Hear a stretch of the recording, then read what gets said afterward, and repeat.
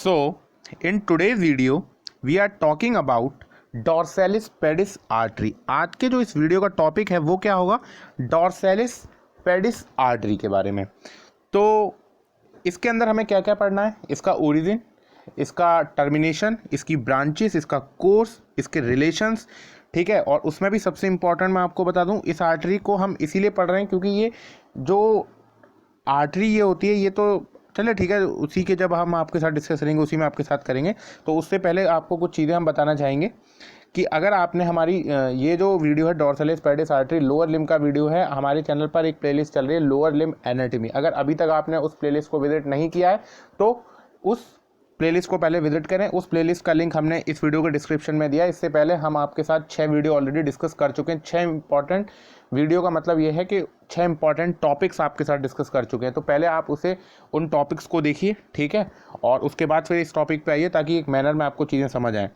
और अगर आप हमारे चैनल के साथ और क्लोजली जुड़ना चाहते हैं तो आप हमारे टेलीग्राम चैनल को भी ज्वाइन कर सकते हैं, मेडिकोज स्मार्ट स्टडी। या तो आप सीधा टेलीग्राम पे सर्च कर सकते हैं मेडिकोज स्मार्ट स्टडी, लोगो आपको दिख जाएगा, वहाँ से आप उस चैनल को ज्वाइन करिए। और उस चैनल का हमने लिंक भी इस वीडियो के डिस्क्रिप्शन में डाल दिया है। तो उस प्लेलिस्ट को विजिट करें और क्लोजली जुड़ना चाहते हैं तो टेलीग्राम चैनल को भी ज्वाइन कर सकते हैं।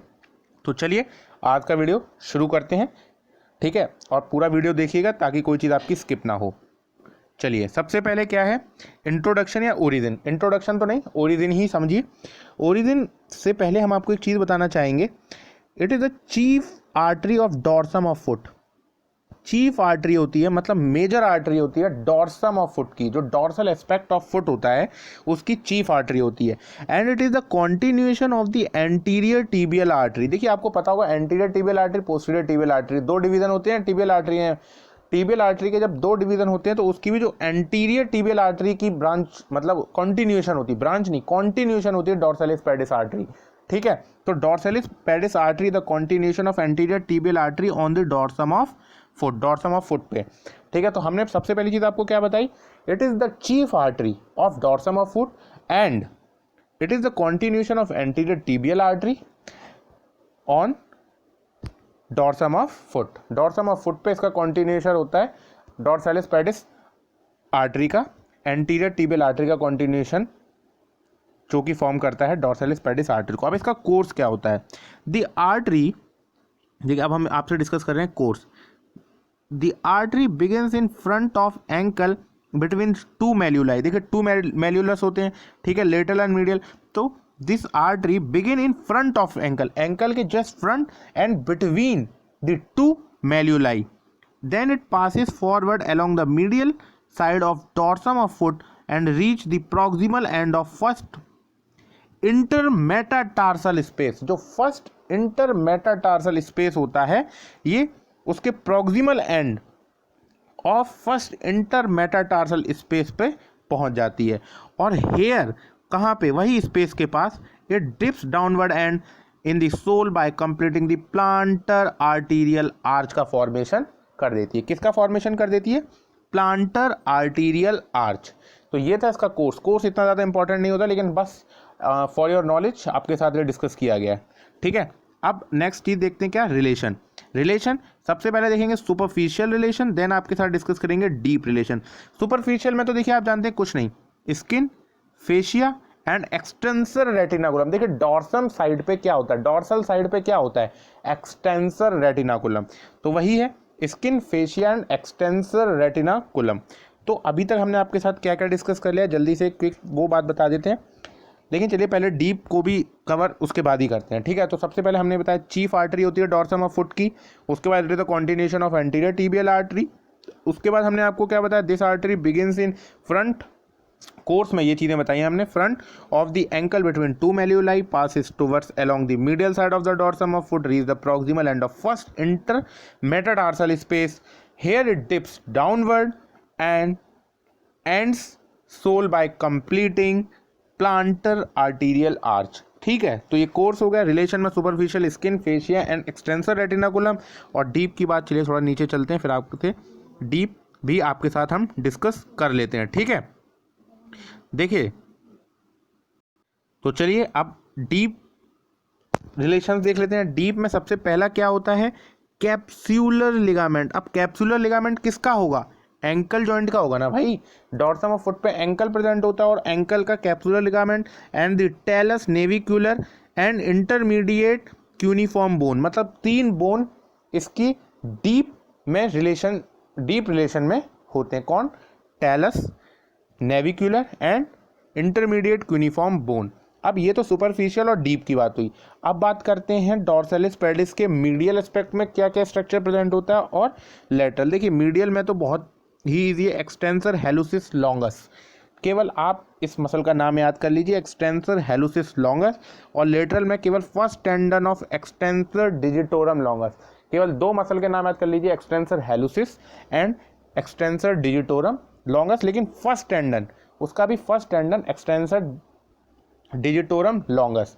ठीक है, तो ये था लेटरल में, वो था मीडियल में।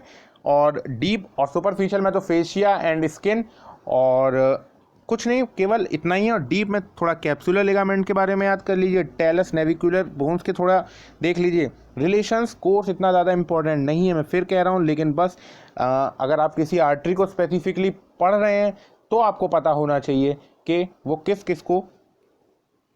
किस के रिलेशन में, उसके रिलेशन में कौन कौन से स्ट्रक्चर्स होते हैं। अब इसकी ब्रांचेस थोड़ा देख लेते हैं। पहली, डॉर्सैलिस पेडिस आर्टरी की ब्रांचेस बहुत ज़्यादा इंपॉर्टेंट है, इसको आपको देखना ही देखना है। ठीक है, इसलिए यहाँ पे 2 स्टार बना देते हैं।